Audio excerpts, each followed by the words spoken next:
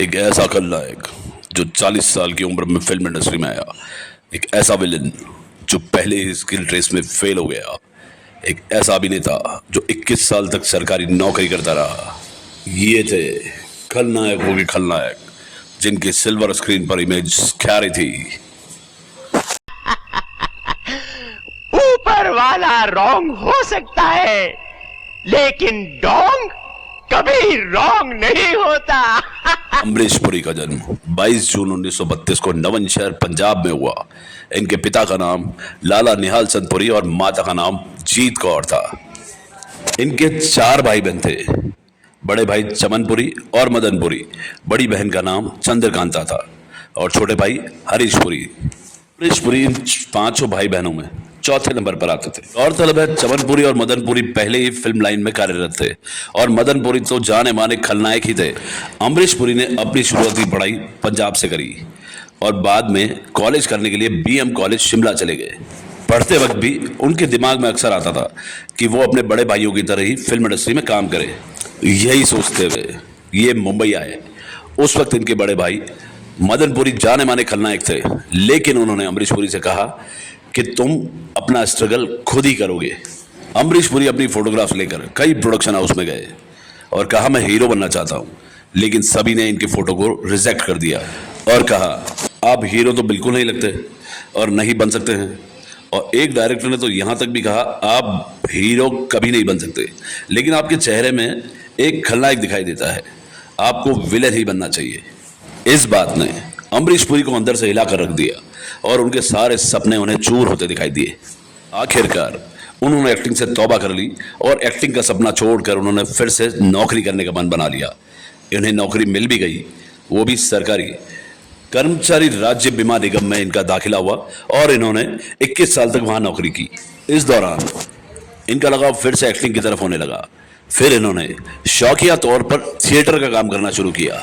Theatre के लिए इन्हें प्रोत्साहित किया मशहूर प्रोड्यूसर इब्राहिम अलकाजी ने और कहा कि एक्टिंग करनी है तो नाटकों से जुड़ो और अपने शौक को मरने मत दो और अपना शौक पूरा करो।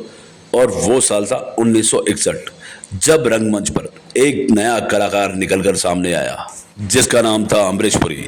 कुछ समय बाद महान रंगकर्मी और नाटककार सत्यदेव दुबे और गिरीश कर्नड जी से इनका संपर्क हुआ और अमरीश पुरी इनके असिस्टेंट के रूप में काम करने लगे। गौरतलब है अमरीश पुरी ने अपने एक इंटरव्यू में कहा कि अगर मेरा कोई गुरु है तो वो है पंडित सत्यदेव दुबे, जिन्होंने मुझे एक्टिंग के लिए प्रोत्साहित किया और सत्यदेव दुबे के बहुत से नाटकों में अमरीश पुरी ने अभिनय किया।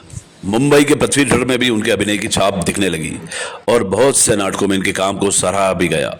1980 में इन्हें संगीत नाट्य अकादमी अवार्ड से नवाजा गया और इन्हीं नाटकों में काम करने के दौरान इन्हें टीवी एड्स और फिल्मों में भी छोटी मोटी भूमिका मिलने लगी।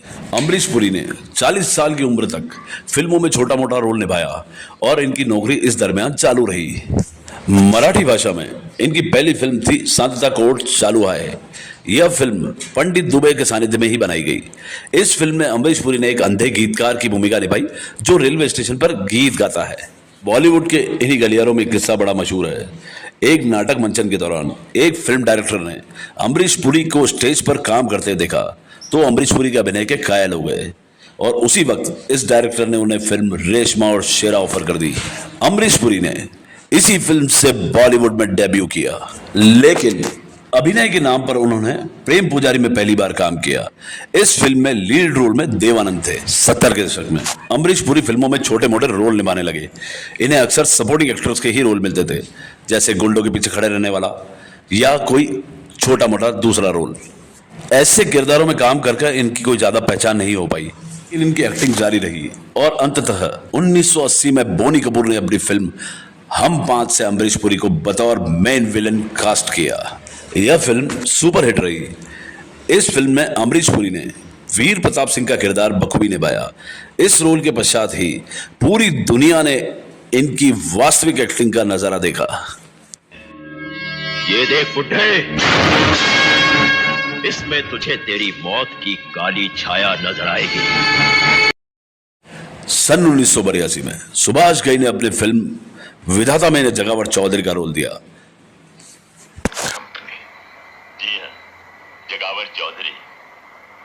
इस फिल्म में अमरीश पुरी के सामने शम्मी कपूर, संजीव कुमार, दिलीप कुमार जैसे दिग्गज कलाकार थे और इसी साल बतौर विलन इन्हें फिल्म शक्ति में भी कास्ट किया गया। इस फिल्म में लीड एक्टर के तौर पर दिलीप कुमार और मेन विलन में अमरीश पुरी ने ही काम किया। इसके पश्चात 1983 में सुभाष घई ने इन्हें दोबारा फिल्म हीरो में बतौर खलनायक चुना। इस लव स्टोरी में जैकी श्रॉफ और मीनाक्षी शेषाद्री लीड रोल में थे और खलनायक की भूमिका में अमरीश पुरी थे। इस फिल्म में पाशा का रोल कोई कैसे बुला सकता है। इसके पश्चात तो तकरीबन सुभाष घई की हर फिल्म में अमरीश पुरी ही बतौर विलन काम करते थे। इसके बाद अमरीश पुरी ने कभी पलट कर नहीं देखा। 80 के दशक में तकरीबन 40 फिल्मों में काम करने के बाद अमरीश पुरी को 21 साल की उम्र में उस कास्टिंग डायरेक्टर की बात सच साबित होती नजर आई जिसने कहा था कि तुम हीरो तो नहीं लगते लेकिन विलेन जरूर बन जाओगे। आपको यह जानकर भी आश्चर्य होगा कि अमरीश पुरी ने आमिर खान को एक बार जबरदस्त फटकार लगाई। यह वाकया है फिल्म जबरदस्त के सेट का। 1985 में आमिर खान असिस्टेंट डायरेक्टर के तौर पर नासिर हुसैन के साथ काम करते थे। तब आमिर फिल्मों में एक्टर नहीं हुआ करते थे। अमरीश पुरी शूटिंग करते समय कुछ सीन कंटिन्यूटिंग करते वक्त कुछ डायलॉग बार बार कहने में भूल रहे थे और आमिर का बार बार उन्हें समझाना कि पिछला सीन इस तरीके से था और अगला इस तरीके से होगा, यह बात उनको गवारा नहीं हुई। अमरीश पुरी को बार बार आमिर का समझाना रास नहीं आ रहा था और उन्होंने पूरी यूनिट के सामने आमिर को बुरी तरह से फटकार लगा दी। आमिर खान सर झुकाए खड़े रहे और एक शब्द भी नहीं बोल पाए। यह बात और है कि बाद में अमरीश पुरी ने आमिर से इसकी माफी मांगी। अमरीश पुरी के इस रवैये से अंदाजा लगता है कि वो कितने गुस्सैल और कितने नम्र थे। खलनायकों का खलनायक उन्हें इसलिए कहा गया क्योंकि उनके जैसी गुर्राहट भरी आवाज और खूंखार स्टाइल किसी और शख्सियत के पास नहीं थी। वो 80 और 90 के दशक के सुप्रीम विलेन बनकर सामने आए। उनकी गुर्राहट भरी आवाज का राज ये था कि वो रोजाना अपनी आवाज पर रियाज करते थे, यानी dialogue delivery and act and speech पर अपना काम करते थे। इसी कारण आधी एक्टिंग तो उनकी यूं ही हो जाया करती थी, बाकी का काम उनका खूंखार चेहरा और बड़ी बड़ी आंखें कर दिया करती थी।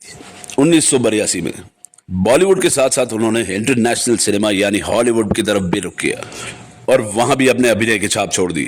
1982 में इनकी फिल्म आई थी गांधी, जिसमें इन्होंने खान का किरदार निभाया जो कि गांधी जी की साउथ अफ्रीका की यात्रा वाले सीन्स में आता है। यह किरदार उन्होंने बखूबी निभाया। बेन किंग्सले ने इस फिल्म में गांधी की भूमिका निभाई थी। इसके बाद उसकी चर्चाएं हॉलीवुड में भी होने लगी। हॉलीवुड फिल्म जुरासिक पार्क जैसी फिल्मों के डायरेक्टर स्टीवन स्पीलबर्ग भी अब अमरीश पुरी के दीवाने हो गए थे और अपनी film Indiana Jones and Temple of Dooms के लिए अमरीश पुरी को स्क्रीन टेस्ट देने के लिए मुंबई से अमेरिका का बुलावा भेजा, लेकिन अमरीश पुरी ने इनकार कर दिया और कहा कि यदि आपको अमरीश पुरी का स्क्रीन टेस्ट चाहिए तो आप स्वयं मुंबई आइए।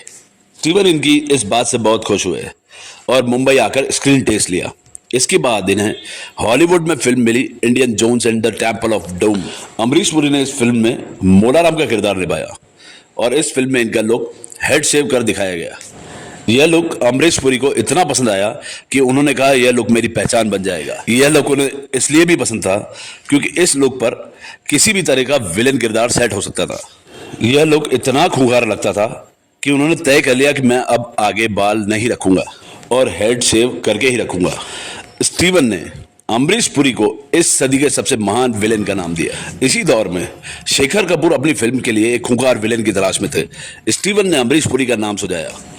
शेखर कपूर अमरीश पुरी को देखकर अचंभित रह गए और उन्होंने अपनी फिल्म के लिए अनुपम खेर की जगह अमरीश पुरी को साइन कर लिया और इस तरह रोल मिला अमरीश पुरी को मोगेम्बो का।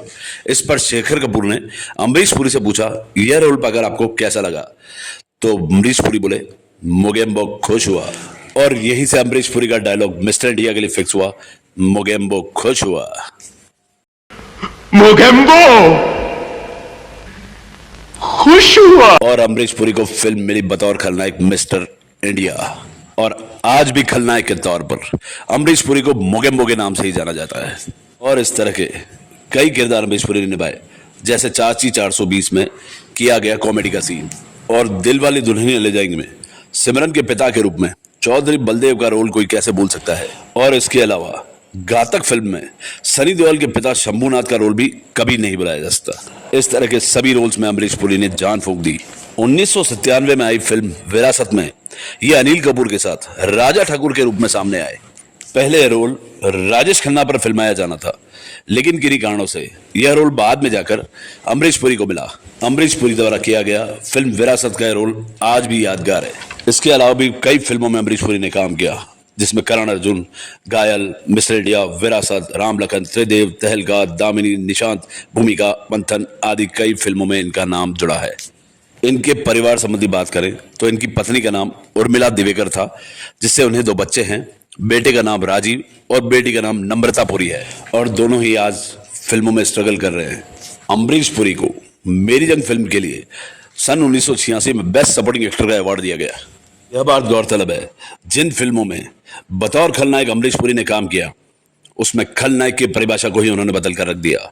वो फिल्में थी प्रेम पुजारी, रेशमा और शेरा, हलचल, सोने के हाथ, सलाखें, मंथन, अली बाबा मरीजिना, रंगा और राजा, बंदी, कंदौरा, हमारे तुम्हारे, दिल जले, मिस्टर इंडिया, मुजरिम, राम लखन, मान अभिमान, हम 5, घायल, दामिनी और नसीब। इतनी प्रतिभाओं के धनी और स्वभाव से बहादुर अमरीश पुरी एक छोटे से ब्रेन स्ट्रोक से दिनांक 12 जनवरी 2005 को इस दुनिया से अलविदा कह गए, और एक बहुत बड़े अभिनेता का फिल्मी युग समाप्त हो गया। इन सब के बावजूद वो सबके दिलों पर राज करते रहेंगे।